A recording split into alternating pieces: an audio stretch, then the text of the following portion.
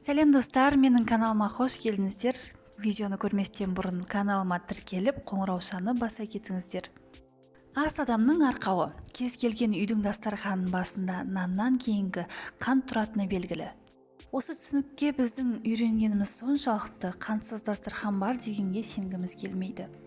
Ендігі кезекте қанттан бас тартудың 10 себебін айта өтейін. Бірінші себеп қант семірудің себебі болады. Біздің ағзамызға түскеннен кейін қант бірнеше құрамдас бөліктерге ериді. Олардың ішінде гликоген де бар. Егер бұл заттың мөлшері бауырда қажетті нормасынан артық болса, оның қалдықтары май қоры ретінде жинала береді. Көбінесе ең қиын жерлер бөксе мен ішке жиналады. Зерттеу нәтижелері бойынша, егер қантты маймен қосып қабылдаса, соңғысы жылдам сіңіріледі екен. Демек, егер сіз қантты көп пайдаланатын болсаңыз, семіру мүмкіндігі жоғары болады. Себебі қант құрамында ақуыздың өңделуіне нақты жауап беретін қажетті дәрумендер мен минералдар жоқ. Екінші себеп қант жалған аштықтың қоздырғышы. Біздің миымыз ол әр бөлігі белгілі бір қызметке жауап беретін ең күрделі орган. Бұл жерде біздің әрбір қимылымызға жауап беретін аймақтар және аштық сезімін реттеп отыратын белгілі бір бөліктер болады. Құрамында қантты көп азық-түліктерді қабылдау кезінде тәбетке жауапты аймақта орналасқан нейрондардың жұмысы бұзылады. Соның салдарынан жаңа тамақ ішсеңіз де тағы тамақтанғыңыз келіп тұрады. Тағы аштық сезіміңізді басқыңыз келіп, уақытынан бұрын аузыңызға тамақ саласыз. Бұл шамадан тыс тамақтану мен уақыт өте келе семіруге әкеліп соқтырады. Үшінші себеп қант қартаюды жылдамдатады. Пайдаланылатын қанттың көп мөлшері уақытынан бұрын қартаюға келеді. Қоспа тері қабаттарына жиналып, ондағы коллаген мөлшерін төмендетеді. Сонымен қатар ағзаға іш жағынан жағымсыз әсер беретін еркін радикалдар деп аталатын жиі химиялық бөлшектерді ұстап қалып отырады. Төртінші себеп қантқа деген тәуелділік. Қантты тұтыну кезінде адам миында көптеген өзгерістер болады және морфин, кокаин және никотин тұтынатын адамдар тәуелділігіне ұқсас әсермен салыстыруға болатын нейрондық байланыстар пайда болады. Бұл дерек зертханалық жағдайларды егеу құйрықтарды таңдап жасалған. Олардың рационынан қантты алып тастағанда жағдайы қатты нашарлаған көрсеткен. Осындай жағдай адамда да болады. Бесінші себеп қант дәруменсіздікке әкеліп соқтырады. Көп жағдайда бұл ас қорыту жүйесінің тұрақтылығына, Б тобының дәрумендеріне қатысты. Нақтырақ айтсақ, біздің ағзамыздағы жасанды тәттілегіштерден тұратын өнімдерді қалай өңдейтіні мен сіңіретініне жауап беретін дәрумендерге қатысты. Біз күнделікті өмірде тұтынып жүрген қарапайым қоспаларда Б дәрумені жоқ. Сондай-ақ қанттың кесірінен осы құрамдас бөліктер өмір сүру үшін маңызды органдарды шығарып тасталынады. Бұл дәруменсіздікке және ағзаның қатты зақымдалуына әкеліп соқтырады. Қантты шамадан тыс пайдалану келесіде аталып өтілетін зардаптарға әкеліп соқтыруы мүмкін. Үнемі шаршап жүру, көздің көрінуінің нашарлауы, тері ауруларының дамуы, жүрек жеткіліксіздігі және тағы басқа. Егер тәтті шай ішкеннен кейін басыңыздан кішкене болса да айналғанын сезсеңіз, бірнеше күн тәтті жеуді тоқтатыңыз. Осылайша денсаулығыңыздың мүмкін тіпті өміріңізді де сақтап қаласыз. Сіз қарапайым тамақ ішкен кезде ағза В1 дәруменінің қажетті мөлшерін сіңіреді және ол крахмал мен қанттың ыдырауына жауап береді. Сонымен қатар осы жағдайға ас қорыту жүйесінің қаншалықты жақсы жұмыс жасайтыны және қаншалықты жиі тамақ ішкіңіз келетіні байланысты болады. Алтыншы себеп қант жүрек жұмысын нашарлатады. Қант жүрек бұлшықеттерінің жұмысына қабілеттілігіне жағымсыз әсер береді және мұның бірнеше себебі бар. Бірінші себеп жоғарыда айтылған тиаминнің жетіспеушілігі. Ол жүрек бұлшықеттерінің дистрофияға ұшырау себебі немесе қан тамырдан тыс сұйықтықтың жиналуына себеп болады. Бұл жүректің толық тоқтап қалуына дейін жеткізуі мүмкін. Екінші себеп біраз жанама әсер береді және жүрекке тікелей қанттың өзі әсер етпей, қантты мөлшерден тыс тұтыну нәтижесінде пайда болған май қабаттары әсер етеді. Май қабаты біздің жүрегіміздің сыртынан орай қоршап алып, оның дұрыс соғуына кедергі келтіреді. Осы себептен де артық салмақтан зардап шегетін адамдар жүрек мәселесіне жиі шағымданады.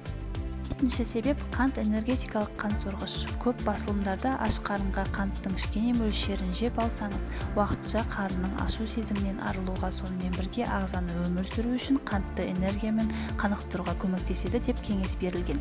Бұл кеңесті басшылыққа алған көптеген адамдар қантты қаншалықты көп тұтынсақ, соншалықты белсенді боламыз деген ой түйуде. Алайда бұл қате тұжырым. Қанттың өзі ББ дәруменінің жетіспеушілігіне әкеледі және осылайша ағза өзіне сіңіретін барлық көмірсуларды өңдей алмай қалады. Осы себептен де тамақ ішіп алғаннан кейін де қатты шаршау белгісі пайда болады. Ал кейде тойып түстеніп алғаннан кейін жатып тіпті ұйықтап алғың келеді.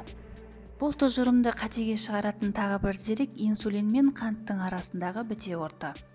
Бұл заттардың көрсеткіштері бір-бірімен тығыз байланысты және тәттілендіргіштердің көп мөлшерін жеу қолдың дірілдеуі мен қатты ашушаңдықпен қатар жүретін гипогликемияға дейін жеткізуі мүмкін. Сегізінші себеп қант табиғи ынталандырғыш. Қанға қант түскен жағдайда адам энергияның құйылуын сезінеді және оның белсенділігі жақсарады. Өнімді сіңіру әрекетінің нәтижесінде жүрек қағысы жақсарып, симпатикалық жүйе жұмысының нәтижесінде белсенділік жұмысы артатын жеңіл қозған күй пайда болады. Бұның барлығы адам қозғалысының жоғарылауымен және тыныс алудың жиілеуімен басқа да белгілер арқылы білінеді. Ағзаның мұндай белсенділігі физикалық салмақ болмаса, босқа мақсатсыз болады. Алынған энергия ешқайда жұмсалмай іште қалып қойып, бұл ішкі шиеленіске әкелуі мүмкін. Мұның барлығы қарап тұрсақ, ағза үшін үлкен күйзеліс. Бұл жағдай қайталана беретін болса, әртүрлі жағымсыз әсерлер туындауы мүмкін. Тоғызыншы себеп қант кальций жетіспеушілігінің себебі болады. Қанттың өңделуі үшін сүйек ұлпаларынан кальцийдің бөлініп шығатыны туралы бірнеше рет айттық. Алайда одан басқа фосфор көрсеткіштерінің төмендеуіне дейін жеткізіп, жағдайды одан сайын қиындатады. Біздің денеміздегі пайдалы құрамдас бөліктер дұрыс тепе-теңдікте болуы тиіс.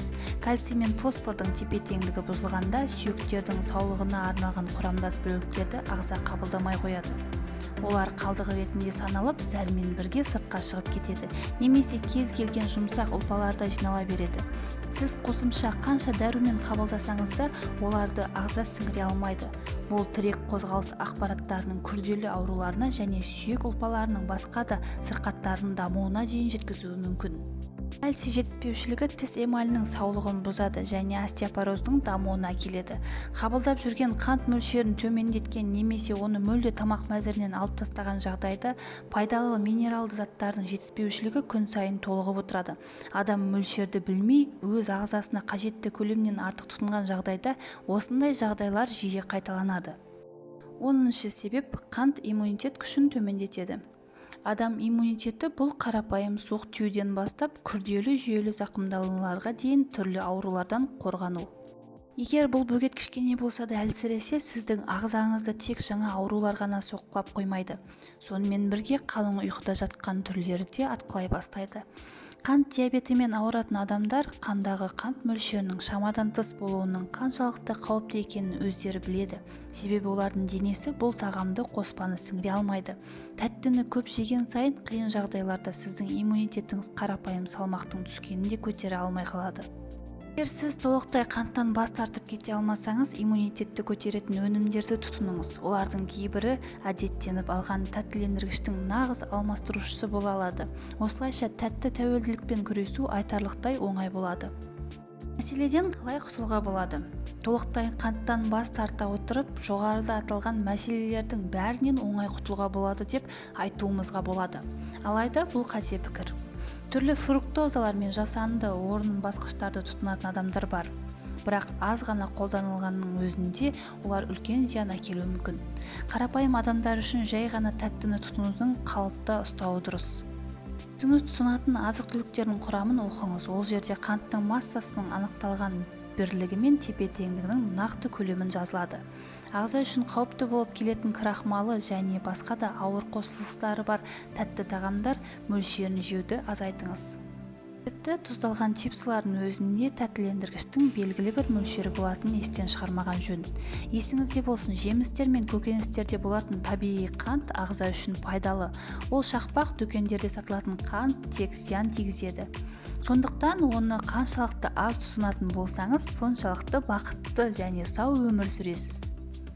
Видеом сізге пайдалы болды деп ойлаймын. Ұмытпай лайк басып, комментарий жаза кетуді ұмытпаңыздар.